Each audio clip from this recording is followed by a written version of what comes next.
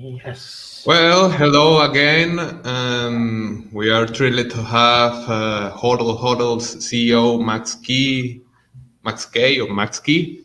He will say us how it is the correct pronunciation. And thanks again to Aníbal for being here to help to make this smooth to our Spanish audience. And well.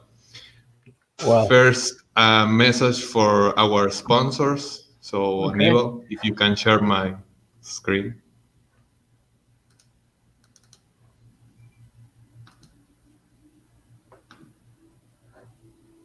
Yes.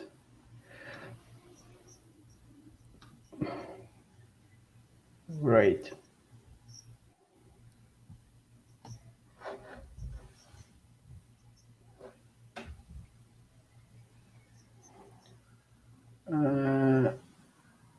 No audio, Javi. You can. Okay.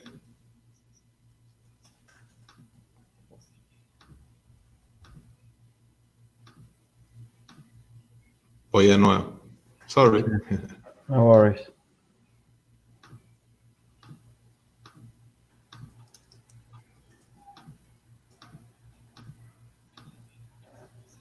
Proudly sponsored Eden.io, a suite of services to help you save and earn more Bitcoin and USDC.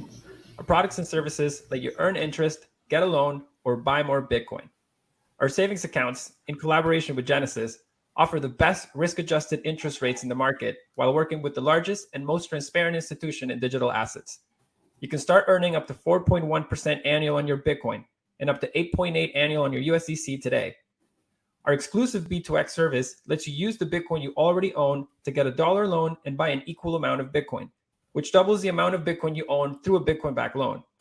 And if you need dollars but don't want to sell your Bitcoin, you can maintain ownership of your Bitcoin and get a dollar loan within 24 hours. Much more tax efficient than selling, and you'll get your Bitcoin back once you repay the loan. Check us out and learn more at ledden.io. Well, this is a message from Ledden.io. That is the sponsor of this channel. Thanks a lot for helping us to improve this. And well, let's begin with this conversation with Max.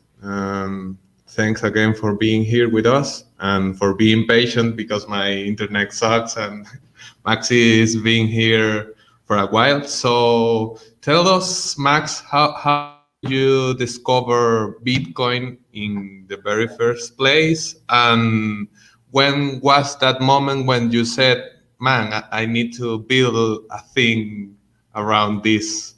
And thanks for being here again.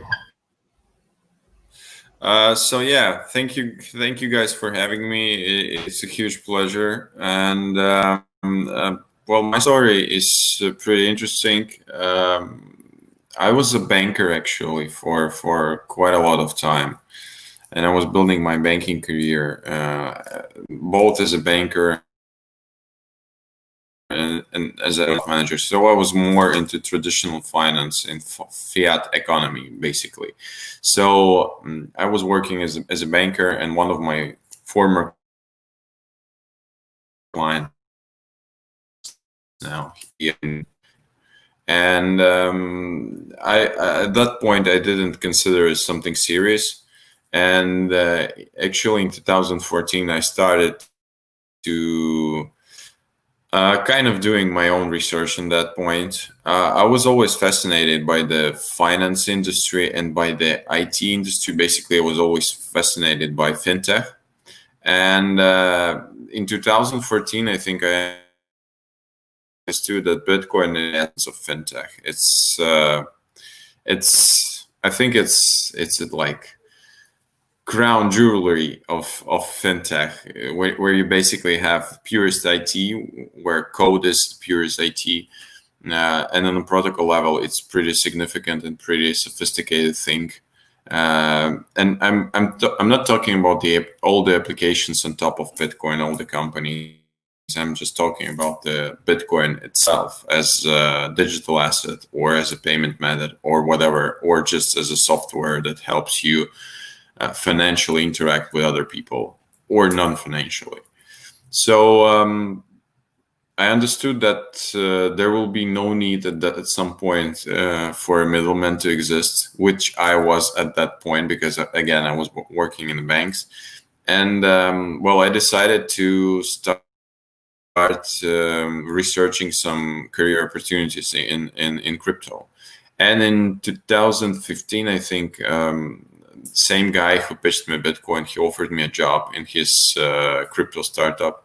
I joined this company.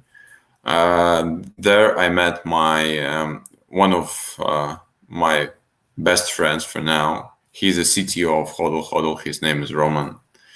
And we've decided that we need to build something together. Yeah, I'm caring about the business developing side. He's caring about the technical side. And we have a pretty good team, pretty solid professionals. And well, yeah, we decided to build a peer-to-peer exchange. Not an exchange. It's more like a trading platform because we don't hold any funds. We just give you tools to trade with each other. We actually, why we decided to build that, because we had an unpleasant experience both using local Bitcoins, and we understood at that point. So I know that local Bitcoins is actually pretty big in Venezuela, and I do have a huge respect for them because, as a company, they've actually created a peer-to-peer trading, and they actually built the peer-to-peer market by themselves at some point. But we understand that they have some flaws in their model, which is being a custodial, which will at some point.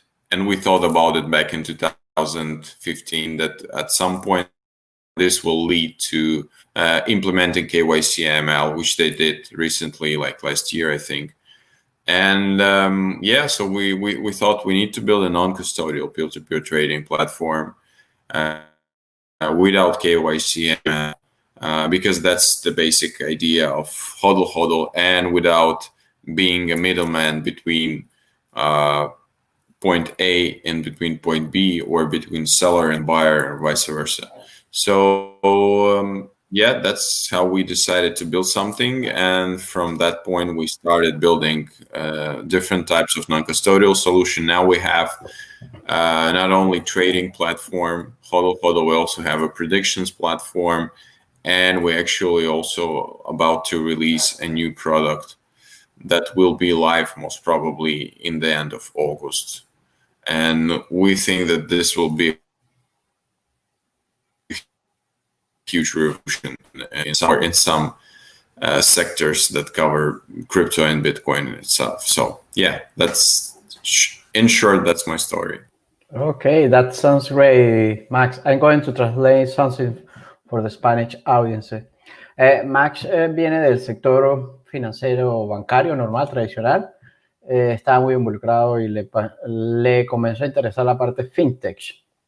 En 2014 conoce a Bitcoin y bueno, se empieza a relacionar y se encuentra con que Bitcoin es, bueno, tecnología, criptografía y la parte de que remueve el intermediario, que era lo que él hacía, porque él estaba en el sector financiero tradicional. Él dice que no es una persona, no es técnica, sino es una persona más bien un business, un hombre de negocios, ¿no? Y bueno, en 2015 luego conoce a una de las personas que es hoy en día el CTO de HodlHodl y deciden, pues bueno, comenzar la iniciativa de construir un exchange descentralizado con un mecanismo descentralizado de custodia, lo podemos llamar. Y bueno, empiezan a construir HodlHodl. Dice que HodlHodl prácticamente no es un intercambiador, es como para ser especulativos y todo, porque ellos no son custodios de las monedas, ellos no tienen custodio del dinero ajeno, ¿no? Todo eso es hecho bajo criptografía y distintamente tienen otras aplicaciones, han construido, también tienen una herramienta para predicciones y otra herramienta que van a lanzar a finales de agosto. Están desarrollando más más aplicaciones basadas en esa idea, ¿no? De totalmente no involucrar a una tercera parte, sino de ser de punto a punto, y no hay cliente, no hay servidor, o sea, es solamente una transacción de punto a punto. Esa es básicamente, para resumir algo, lo que nos comentó Max en esta pregunta, ¿no? This is a really great, introduction to what's been your background and experience. But as you said, you learn how others build a peer-to-peer market before. From the experience of local Bitcoins, but you decide to make many different choices. I think that the main point here is the non KYC and non custodial structure. That I think that will be great to listen a little on what you learn developing this structure, because you have this previous example that is centralized, that has custodial, that is regulated, that have many kinds of things that could be problematic if we continue to using that as the main on-ramp. So what have been your learns in this path of building another kind of product that uses the technical advantages of Bitcoin using multi-sig? I think that this process will be very interesting to know. Yeah, well, definitely number one is that it's way more harder to build non-custodial solution in it, so people can actually use that with proper UI UX, with proper interface, when people are not like blowing their mind to understand how to use your platform. So number one is definitely it's way more harder to build a non-custodial solution rather than custodial, because there's like plenty of white labels custodial solution. You can pay to some guys who will develop this for you, and you will have your own exchange. On the other hand, in terms of security, as we don't hold any funds, bit more, I wouldn't say bit more easier, but it's a completely different approach in terms of like maintaining whole infrastructure and building on top of that infrastructure. So we are pretty, conservative, I would say, in terms of what we are working with which base layer or base asset we're working. We're definitely are going to stick only with Bitcoin because it's secure, it's proper to use it, and there's like biggest liquidity are on top of the Bitcoin. We've been like offered plenty of times like you need to add Ethereum to your offering, or you need to add something else. Like, no, we're going to be conservative. Maybe it's a dumb thing to do, but we believe in Bitcoin. We truly believe in that, and we want to stick with that. Yeah, I think that, main difference is when people are using us and they don't see any difference between us and custodial exchange in terms of trading experience and in terms of their overall experience. And we're actually at the moment with HodlHodl, we're in process of redesign, whole redesign of the platform, and we've hopefully we're going to complete it by the end of the summer, and it will be way more easier to use HodlHodl. And we already see some feedback from people, and they're sharing their opinion that it's it's becoming easier and easier to understand and to use non-custodial solution, because actually you don't need to you need to know some basic rules, basic level stuff, and then you're good to go. There's not so much difference in terms of being a user of local Bitcoins or being the user of HodlHodl. Well, the only difference, we won't ask you to provide any weird stuff. Our traders, however, might ask you, because it's up to them. And that's also one of the points that we want to develop further. We believe in like free economy. If the person who's trading on HodlHodl is willing to do a verification of another person because it's safe for him, fine, we're fine with that. You can post your offer and you can try to find counterparties for that. If no, there's a plenty of persons who are not willing to do KYC ML and they're not willing to trade. Fine. It's a free market. Everyone is doing what he wants to do. We just provide the technical tools and all the infrastructure so you can easily, securely, and in cheap way do your trades. So, yeah. Ok, Max. Ok. Max prácticamente dice que, bueno, desde el punto de vista tecnológico, pues sí es más complejo construir una alternativa de que no sea custodio para el intercambio de criptomonedas.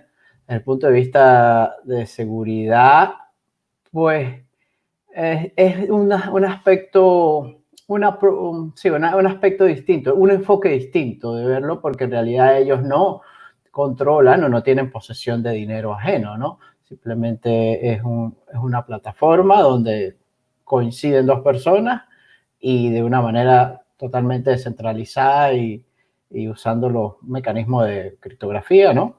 Se llega a un acuerdo, en un intercambio. Por otro lado, dice que prefieren mantenerse conservadores solamente con Bitcoin, porque Bitcoin, bueno, como es conocido como la criptomoneda, que tiene mayor liquidez actualmente, tiene mayor seguridad y, bueno, como se conoce que también que Bitcoin es simple, decirlo, comparado con las otras criptomonedas, como decir el script y todo eso, pero es más seguro, ¿no? Y prefieren mantenerse conservadores con eso y van a quedarse pegados a esa premisa que es muy común que le dicen que agreguen Ethereum o otras criptomonedas, pero ellos no, ellos por los momentos y que lo dijo muy convencido, que están pegados a esa premisa, a ese principio de solo ofrecer servicios para intercambio de Bitcoin, indistintamente que él piense que puede ser una cosa muy tonta, ¿no? Que están sacrificando mucho, dejando otro mercado aislado. Dice que HODL se va a rediseñar para proporcionar una mejor experiencia al usuario, quizás este agosto, que están constantemente escuchando las críticas y los comentarios de los usuarios para hacer una mejor experiencia y que no sea complejo, ¿no? Que simplemente sea muy fácil de ser partícipe en HODL y lograr hacer un intercambio, ¿no? Básicamente eso fue lo que nos comentó por ahorita Max. Ok. Gracias, Aníbal. Max, Yeah. If we go down to the HodlHodl rabbit hole, but in simple words, can you ask two questions that we have around the platform? First, the process to get access to the platform, how we can become an user. And the second part is about the mechanism that you use in the case of a problem in the exchange. What are the way to solve? So the first part is the access, and the second is how do you solve the problems if they happen. Yeah, so to be onboarded on HodlHodl, you only need a valid email. That's it. So you go on HodlHodl and you sign up like in less than 1 minute. We've actually made a clock and we tried to with the timer, and it takes you less than a minute to be onboarded on HodlHodl. You're good to go then. So we only ask you for a valid email while we do that, because we need to send you a notification sometimes when you have a contract pending, when the counterparty is trying to reach you out, or like you have a questions, or we have a questions. For example, a person doesn't understand. Sometimes people doesn't understand how all the process work. Not because HodlHodl is complicated, because they generally don't understand how peer-to-peer markets are working. And then we see that the person is having a troubles, and we try to communicate them. Hey, man, maybe we can help you, etc., etc., etc. So it's really easy. Like, again, less than a minute. We don't ask you any additional questions. You're good to go. We have like a tons of different types of help books, guides, YouTube videos, whatever, just name it. There's a huge glossary of things that you can go through. Frequent asked questions, help guides. You can go right to our site. We're pretty active, so in Twitter, whatever, we always help to onboard people.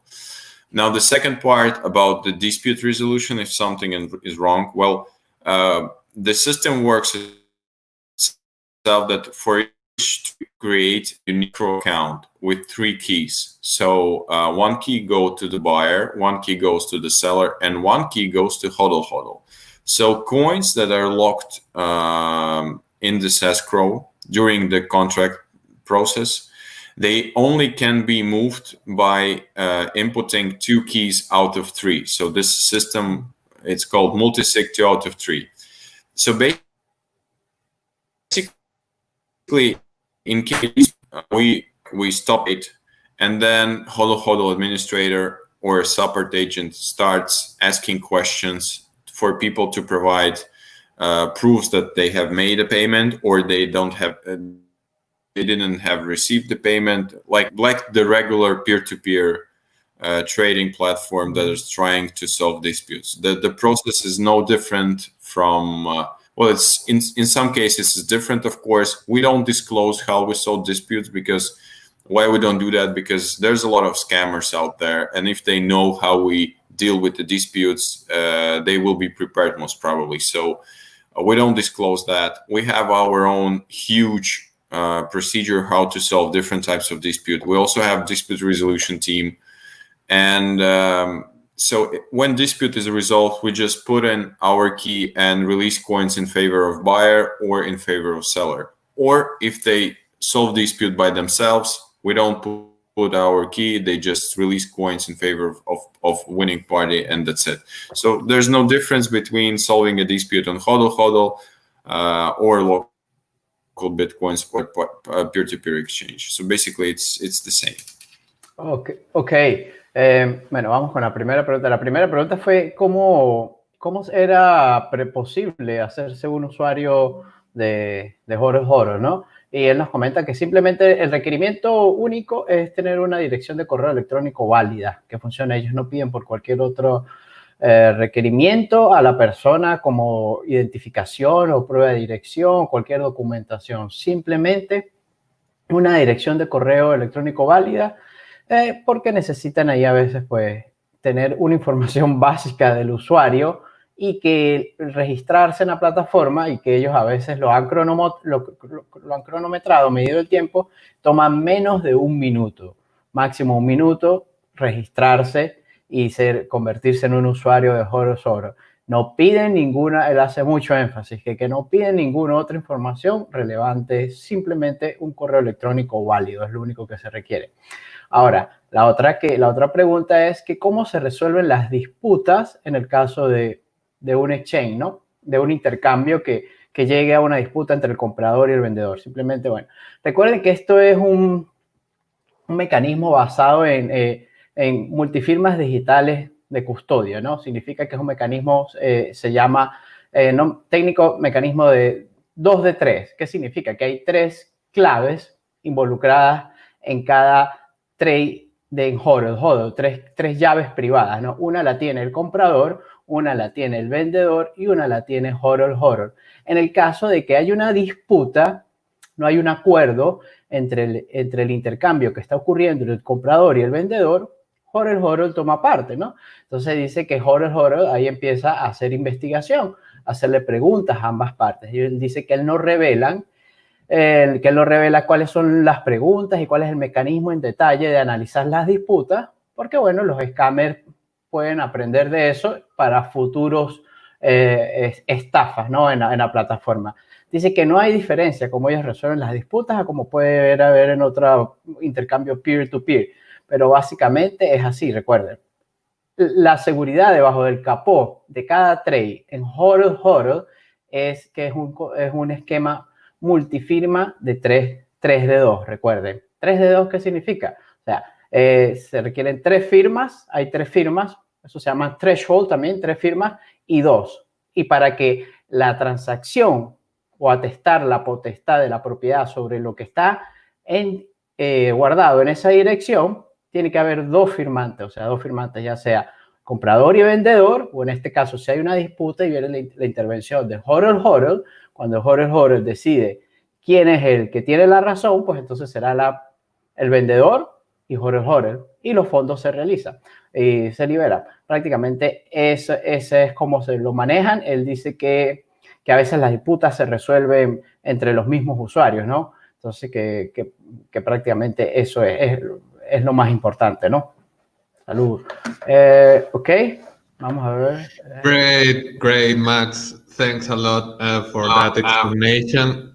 I think that people that is looking this or maybe will look that after this will find this very helpful to understand that HodlHodl is not really that different against other peer-to-peer markets. And when we are talking about the pandemic that we are all facing this in our countries. I'm in Venezuela, Aníbal is in Scotia, you are in a not disclosed site, but I think that you are also facing the pandemic, and this change many of the things that we used to make. And one of the common opinions that we are listening is that it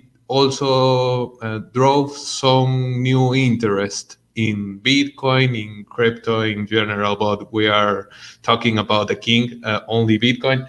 And I want to know if you have noticed anything related to this new interest in the platform, and how the pandemic has hit or changed the plans of HodlHodl. How are you managing this new? I mean, nobody was expecting to have a pandemic. So how are you managing this situation? So we've actually been pretty lucky, to be honest. I know that it's a bad thing to say that you're lucky in these days, but we've been like remotely decentralized. We have a decentralized team. So basically, we've been working remotely since day one. So nothing changed in terms of managing the team for us. We're actually working from different locations in like different countries, different people from different backgrounds, but we're working remotely. So nothing changed for us in terms of developing new solutions and working on making HodlHodl better. In terms of user, well, we are growing at the pace 20% per month on a monthly basis. So each month we're adding 20% more in terms of users, in terms of volumes, in terms of number of completed trades. But actually during the pandemic, we even managed to grow more. It's a bit higher. It's more than 30% now. So we've added some new regions, just like activities in some regions actually increased. like Asia, Latin America, mostly emerging markets. We actually in HodlHodl, we think that peer-to-peer trading platforms are the perfect vehicle or a perfect tool for emerging markets. So we are more focused on emerging markets like Latin America, Asia, Eastern Europe. These are our home markets, and we want to develop in these countries. We want to cover these regions, and we want to help people there.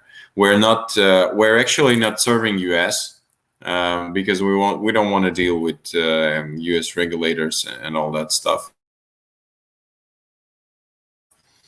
And yes, emerging market activities are growing, and overall HodlHodl is growing pretty fast and pretty good. And people are, again, maybe because of our new UI UX improvement, or maybe because HodlHodl is a well-known brand, or maybe because people finally understood that you can do the same with non-custodial solution without providing your data to the third party. I don't know. But yeah, we see growing numbers, and we're pretty happy about that. And that gives us power or energy to develop new things, new interesting things. So yeah.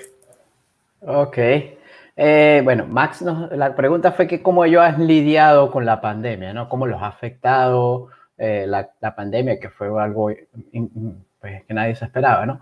Él dice que al principio pues fue fuerte, como todo, a todo el mundo, pero que HodlHodl había estado creciendo en un promedio de un 20% mensual, ¿no? Añadiendo nuevos usuarios, expandiendo sus operaciones, e inclusive dentro de la pandemia fueron capaces de crecer un poco más, ¿no? En estos meses recientes, que creo que llegaron a 30%, un poco más, a unos meses, que han tenido un crecimiento importante en Asia, en Europa y en Latinoamérica. Más que todo, ellos ven que el crecimiento y están dedicados a enfocarse en los mercados emergentes. Dice que no les interesa ahorita, por lo menos Estados Unidos. Recuerden que en Estados Unidos cualquier producto o servicio relacionado con las finanzas o protección al consumidor pasa por todas las regulaciones y es algo complicado. Creo que es la jurisdicción con regulaciones más estrictas de Estados Unidos, ¿no? Entonces que por los momentos ellos ven que están creciendo mucho, que quizás es porque las personas se están dando cuenta de que y están aprendiendo de que es posible hacer transacciones de igual a igual, peer-to-peer, como se conoce en inglés, sin la necesidad de proveer data, más que data relevante o como se le dice en el argot de información sensible del usuario, y que la gente se está dando cuenta que es posible hacer intercambios con soluciones de no custodia, ¿no? Ellos están muy enfocados, realmente resalta esto, en los mercados emergentes, dice, como Latinoamérica. Bueno, somos suerte que estamos ahí, Venezuela, ¿no? Y Asia, pero que han sido capaces de crecer mucho más durante la pandemia, ¿no? Básicamente eso fueron la idea detrás de todo lo que nos comentó Max, maravilloso. So, as you said that you are focused in emerging markets as Latin America, can we focus a little in this? I know that HodlHodl have a growing speaker community, and that also you are helping to develop Satoshi in Venezuela. We made a meetup when the pandemic was when this wasn't happening. We made an dedicated meetup to talk about HodlHodl, about what privacy and what KYC, not KYC exchange are important. And I know that you have this interest in these markets. Do you? How is being the reception? How is being the people? I don't know, reacting to HodlHodl, the strategy. What are your thoughts on these markets that you are onboarding now? And in general, comment us what are your thoughts of Latin America? Yeah.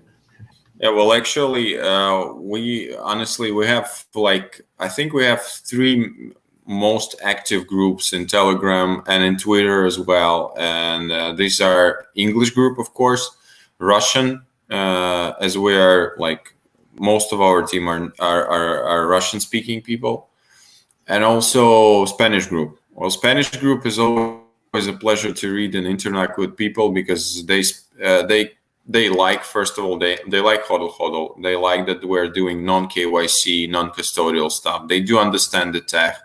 They want to learn more. And they're happy to support us just like this. They're happy to say to their friends, like, hey, go there, try this. It was a tremendous support and tremendous feedback. We have a lot of people who are actually volunteering, helping us to be promoted in Latin America, just like for free. We're not paying them money. They're just like they're our users. They use us, they like us, and they promoting us. They're helping us with translation. I think we have a pretty solid Spanish version of HodlHodl. You've also helped us, Javier, with that, and thank you for that as well.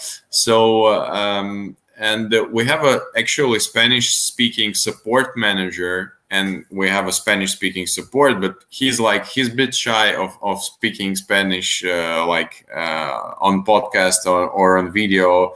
He's more into replying to emails or writing some thoughts. But again, we have that. We have that covered. We understand what people willing. And actually, we have in Latin America, we have 4 most active markets at the moment are Argentina, Venezuela, Mexico, and Colombia.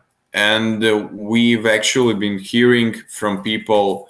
We'll listen to their feedback, and now we're developing a special pricing feature for Venezuela and Argentina, because we know that there's a huge fluctuation, not only in terms of fiat Bitcoin, but also your fiat versus USD or any other fiat. So I know why people, we know that people in Venezuela and Argentina are using more frequently other peer-to-peer places because they have this formula that you can manually set the price with knowing that there's volatility on fiat side and on Bitcoin side as well. So we're developing this tool now, and hopefully in a few weeks from now, in July, we will release that. This is a special feature that was requested by our Venezuelan and Argentinian traders. So hopefully by the end of July, we will have all needed tools for Venezuelan and Argentinian community to be even more active on HodlHodl. And you will be able to use it frequently, easier. And we're looking forward for that. This was it took us a lot of development time, to be honest. It's not an easy thing to build this, because it's requires a lot of work of developers. It's kind of complicated stuff to do, but we've actually we already see the finish line. So hopefully in a couple of weeks we will release this tool, and people in Venezuela and Argentina will be able to trade like they used to trade in other peer-to-peer markets. Ok, Max comenta aquí que bueno, que en la comunidad tienen varios grupos en Telegram, en varios idiomas, inclusive tienen un grupo en español, y bueno, que como Javier le preguntó y le comentó que bueno, sí, están muy involucrados con la comunidad, más que todos los mercados emergentes, como esta pregunta está prácticamente especializada y dirigida a la zona de Latinoamérica. Él hace mucho énfasis en Venezuela.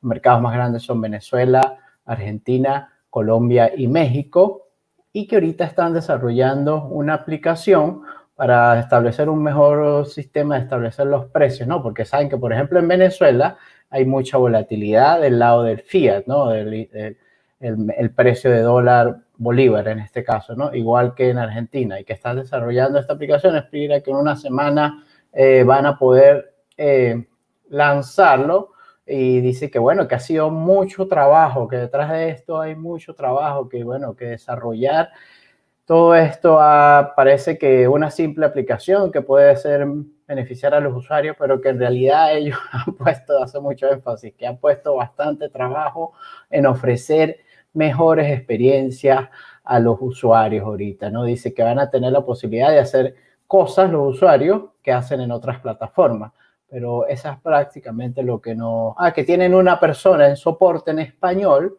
pero que la persona todavía no es algo tímida para hablar en frente a podcast, está más dedicada al soporte exclusivo de responder correos y mensajes en español a los usuarios. O sea que para que los que están acá, que somos el habla hispana, saben que hay alguien dedicado exclusivamente a atender a los usuarios de habla español, ¿no?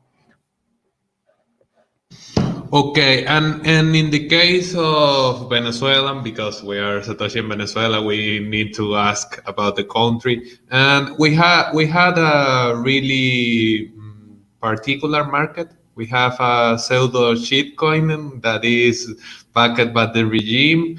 We have many other communities that are around Bitcoin and the crypto stuff, and we also have a really active peer-to-peer market. And in your opinion, and after I think that almost a year or maybe more focusing in the region and knowing more deeply the market, what are the necessities, I think, because you recently talked about this new product that you are about to launch.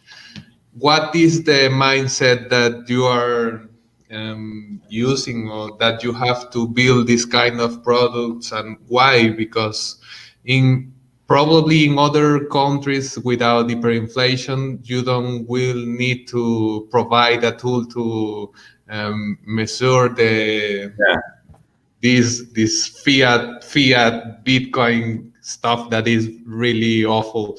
So yeah, what are your thoughts on the Venezuelan market specifically, and your mindset building these tools, because to make them useful, to make your business grow? I don't know. I want to know that. Yeah, so we're building particularly this price formulas or for proper pricing, so you cannot, so you are less like you're less risking with all this volatility and price fluctuation, both on fiat side and both on crypto side. So we're building this specifically because, again, we see Venezuela as one of the biggest markets in terms of peer-to-peer. And actually, this has been proved by both local Bitcoins and other peer-to-peer trading platforms. You have a really huge market there.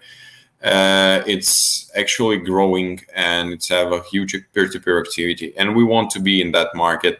And actually, not only we want to be in that market because of course, it's our core business, but also we want to be in that market because, well, you don't need actually KYC to trade properly. And we know that there's been like problems with KYC in Venezuela, and we want to solve this issue.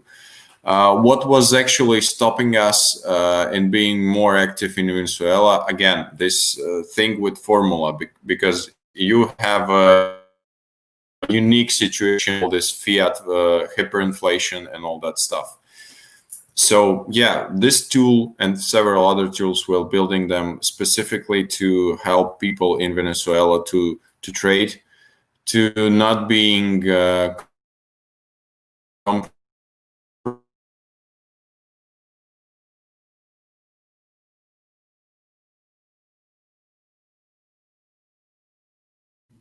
Se cayó.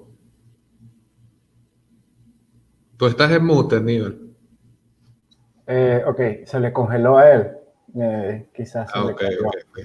Bueno, no, vamos a esperar igual ahí que vuelva la conexión. Déjame comentar algo, lo que él estaba diciendo, que bueno, están construyendo esta aplicación, este feature, esta propiedad de HodlHodl, que es prácticamente para una mejor fijación, es una herramienta para establecer el precio, ¿no? Porque ellos dicen que entienden que la volatilidad que hay en la moneda venezolana por la hiperinflación y la devaluación constante con el fiat, con el dólar en este caso, y también en Argentina inclusive. Entonces, ellos quieren ser partícipe de poder ofrecer eso a los clientes porque otras plataformas los ofrecen y que ellos consideran que es totalmente posible de hacer relaciones, establecer intercambios peer-to-peer, de igual a igual, sin necesidad de custodia y totalmente sin necesidad o sea, prácticamente de la verificación de los usuarios. Ellos quieren estar en ese mercado porque, obvio, es su negocio,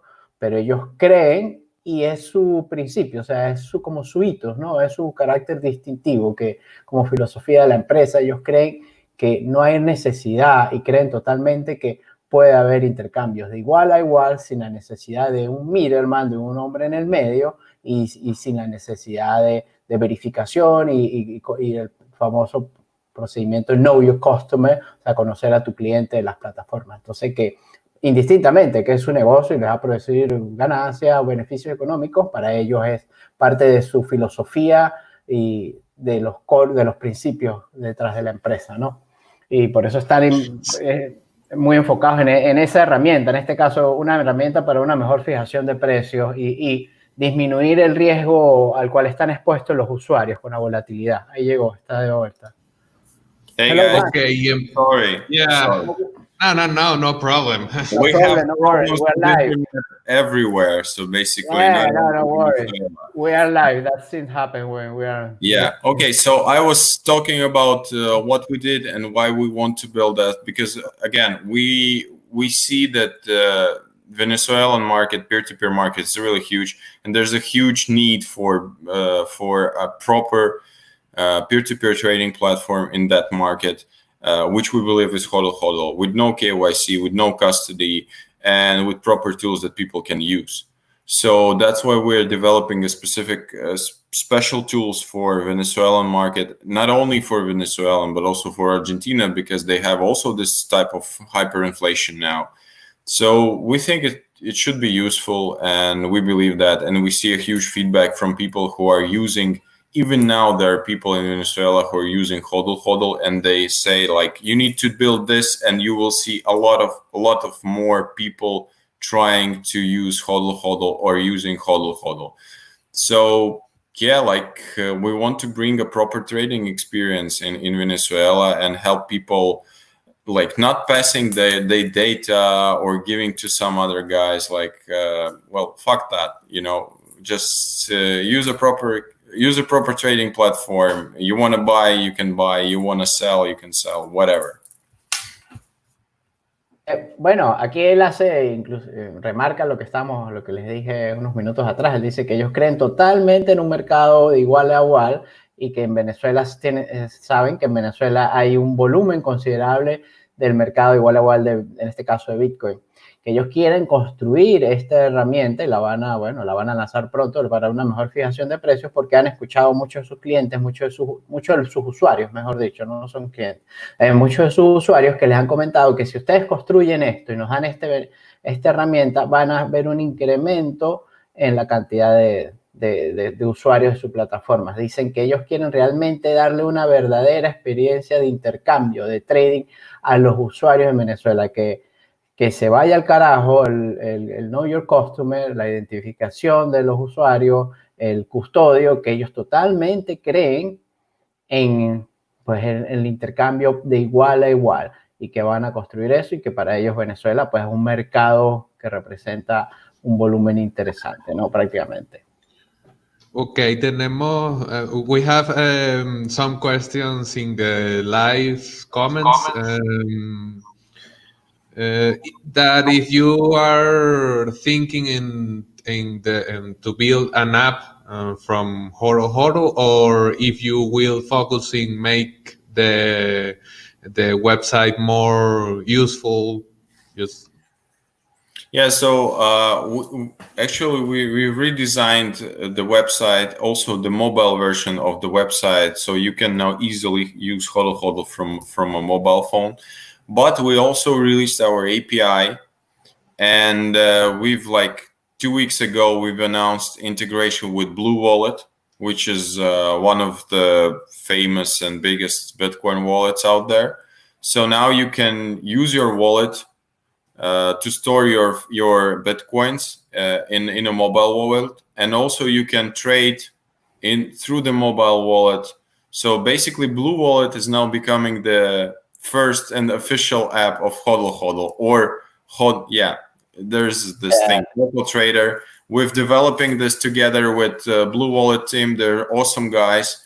And what we want to become, why we released our API is because we want to be in any mobile wallet or desktop wallet as a liquidity providers. So you will be able, at some point, you will be able to trade, I don't know, using your Blue Wallet with the guy who's using his maybe Samurai wallet or maybe Wasabi wallet, whatever. So we don't think that there's a need of building a standalone app for HodlHodl because we don't custodial, and there's no need for that. You don't store any funds with us. So basically, anyway, when you will engage in trade, you will need to switch to your wallet, and you need to send funds from that wallet to HodlHodl. It's way more easier to do it directly from the wallet. So this local trader feature, at the moment, you can only buy Bitcoin through Blue Wallet, but we will add sell Bitcoin feature soon. And then we will add an opportunity to post your offer and manage your offer. And in the end, I think that in a couple months from now, or maybe less, or maybe more, as it's with any technical development, Blue Wallet will be supporting HodlHodls in all ways. So you will be able to do anything that you want to do on HodlHodl through your mobile wallet.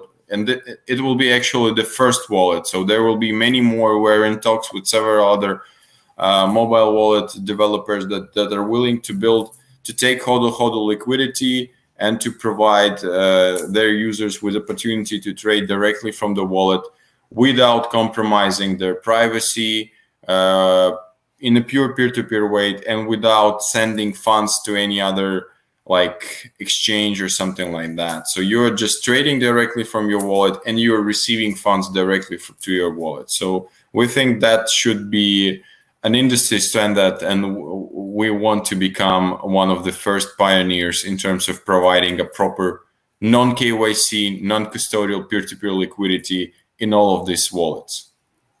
Okay, that sounds great.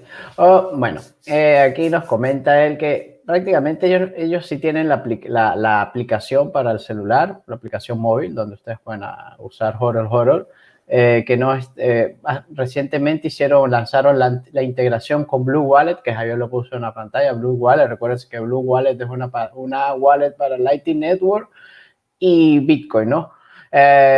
Que básicamente ellos están lanzaron la API, también tienen la API, están desarrollando la API, y ellos están más enfocados en desarrollar la interfaz, ¿sí? La interfaz de programación de aplicaciones en base a HodlHodl para que se integren a las wallets y que de tal forma que los usuarios tengan la posibilidad de hacer trade peer-to-peer directamente de las wallets. Él dice que quizás en un futuro usted puede usar Blue Wallet y comprarle o venderle a alguien que tiene Samurai Wallet directamente de wallet a wallet, sin ir inclusive a HodlHodl. Él dice que no ve mucho futuro en desarrollar un HodlHodl, una plataforma muy robusta o con una interfaz de diseño muy grande, porque en realidad él dice que ellos no tienen un custodio, ¿no? Ellos prácticamente es un sitio donde se encuentran dos personas, hacen intercambio, no tienen custodio. La gente prácticamente trae intercambio y las monedas van a las wallets.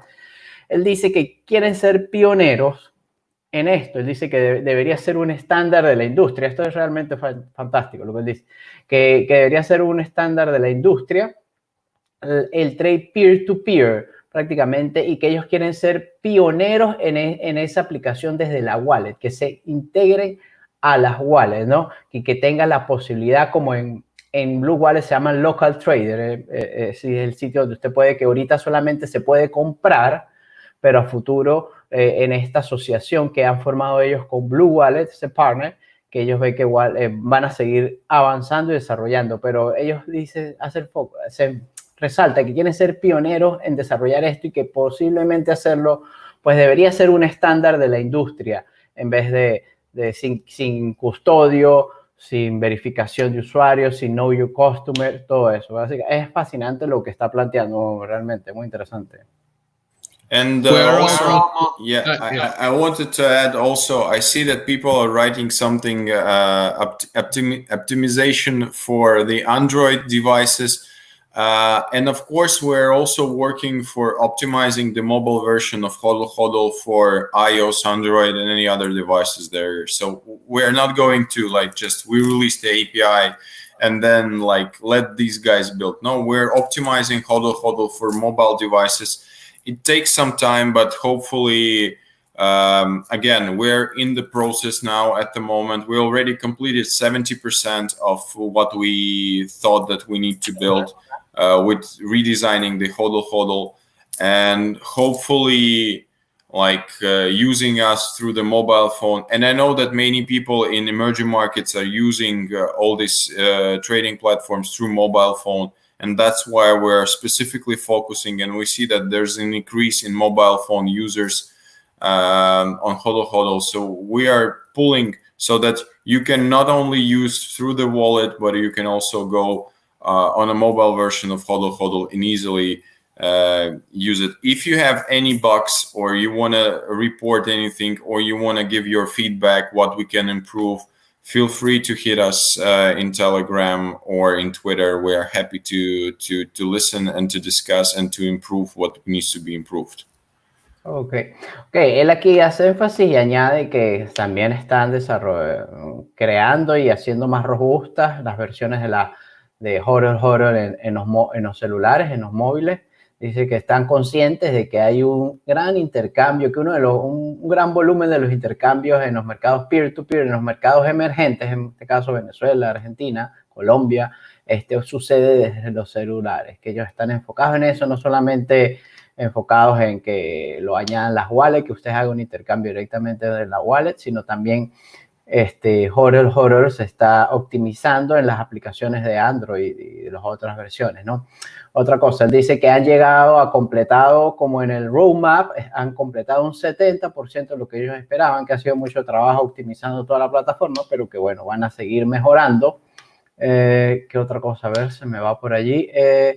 Y bueno, sí, básicamente es eso lo que acaba de decir Max, ¿no? We're almost closing, Max, but we have a couple questions in the comments. About the Lightning integration, I know that you had a Lightning integration back in the day, but you removed it. They are asking if you are planning to add it again to the platform. And also about the peer operations without KYC, and if you think that maybe could be could be prohibited to trade bitcoins without KYC. If your thoughts on this, and what are your thoughts on privacy? Why to build this without KYC? Yeah. So okay. So there's three questions basically. First, question number one about the Lightning Network. We removed the Lightning Network because it's at the moment at the protocol level it's custodial, and we want to stay non-custodial. And it was a great experiment, and we have plans to return Lightning back to HodlHodl. I hope this will happen at some point soon, but we are also in talks with Lightning team, with developers, and we're searching for options how we can build a non-custodial Lightning. But what is good, we're going to bring Lightning as part of our projects in future. So we're definitely going to bring Lightning back to HodlHodl. That's number one. Number two,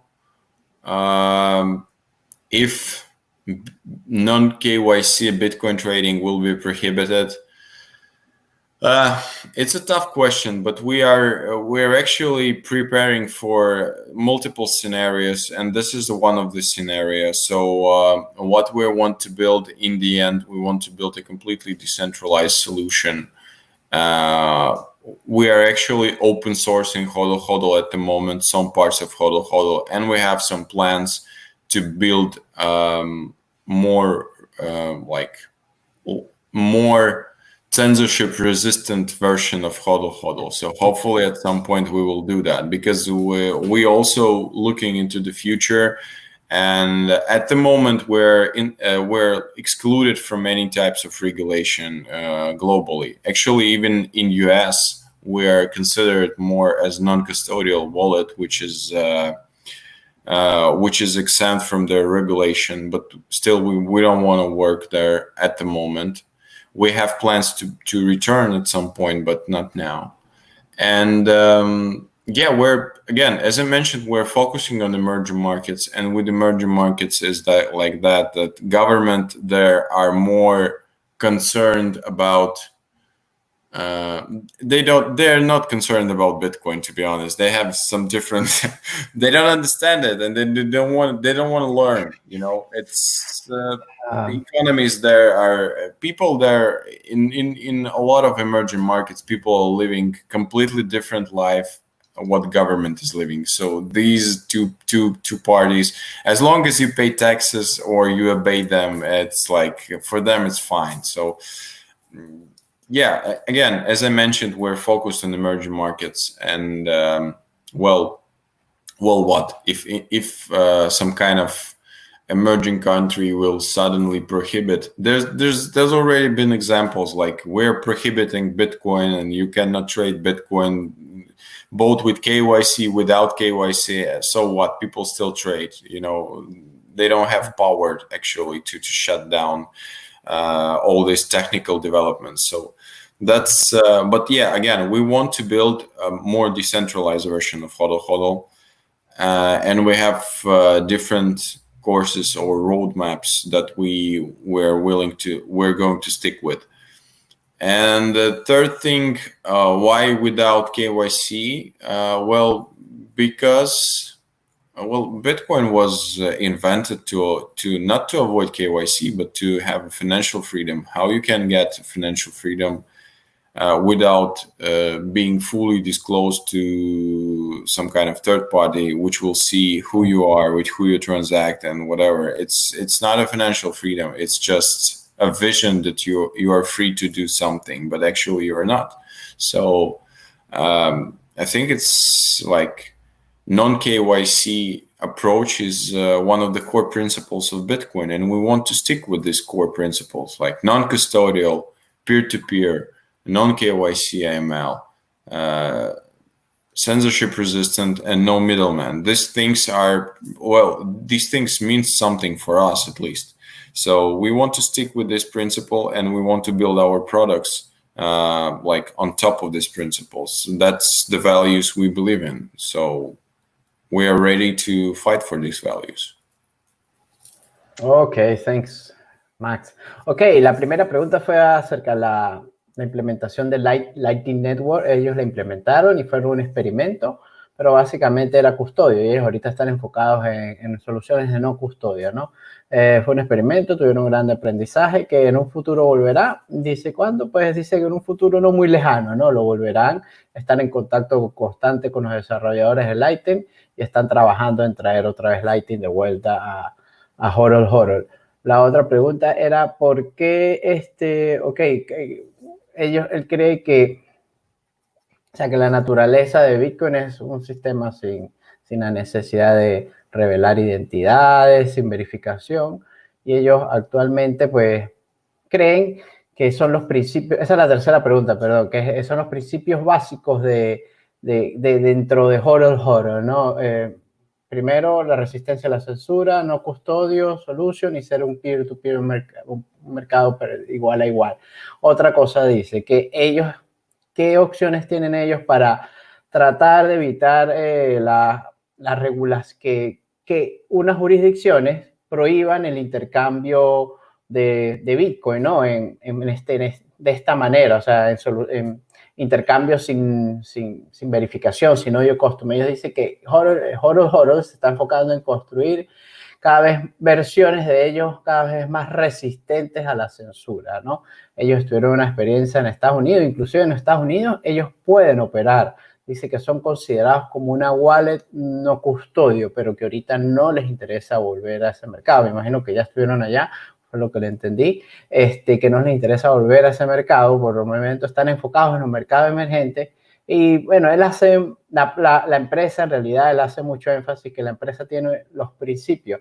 Los principios de la empresa HodlHodl van muy de la mano de los principios de Bitcoin, ¿no? De ser, pues, prácticamente abierto, con resistencia a la censura, ser no custodio, sin verificación, y básicamente es lo que él dijo.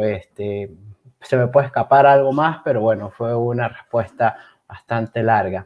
Bueno, hi Max, I don't know, Javi is having some problem with the connection in Venezuela, but I think if you want to add something to wrap it up, I don't know, what do you want to add?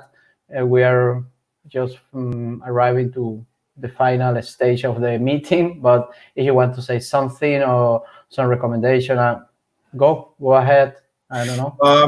I just wanted to say thank you guys. You're doing a great job educating people and allowing them to know more about our community. So that's, well, I don't know, buy Bitcoin and hodl, something like that. But anyway, like if you can avoid doing the KYC ML stuff, if you can avoid giving your funds to any third party or having the custody of your funds with the third party, do that. If you can't, well, be as much as cautious as you can. But anyway, stick with Bitcoin. I think it's a proper thing to do. And well, enjoy the ride. Okay.